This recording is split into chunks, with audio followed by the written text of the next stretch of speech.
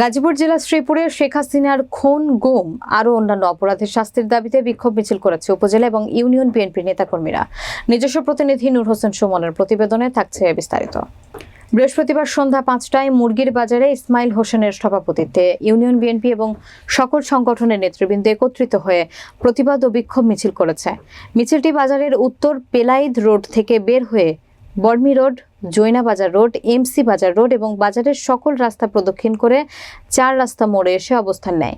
এ সময় বক্তব্য রাখেন তেলিহাটি ইউনিয়ন শাখা বিএনপি সাধারণ সম্পাদক রফিকুল হোসেন আকন, তেলিহাটি ইউনিয়ন শাখা বিএনপি সিনিয়র সহসভাপতি জিয়াউর রহমান জুয়েল, শ্রীপুর উপজেলা শাখা বিএনপি ছাত্র বিষয়ক সম্পাদক সাইফুল ইসলাম পলাশ, ইউনিয়ন বিএনপি সাংগঠনিক সম্পাদক মতিন ফকির, তেলিহাটি ইউনিয়ন যুবদল সভাপতি তোফাজ্জল হোসেন সরকার, উপজেলা শাখা বিএনপি সহ সম্পাদক কামরুজ্জামান সরকার, তেলিহাটি ইউনিয়ন বিএনপির যুগ্ম সম্পাদক ওমর ফারুক। আরও উপস্থিত ছিলেন বিভিন্ন ওয়ার্ড বিএনপির সভাপতি, সাধারণ সম্পাদক, সিনিয়র সহসভাপতি, যুগ্ম সাধারণ সম্পাদক এবং সকল সংগঠনের দলীয় নেতাকর্মীরা।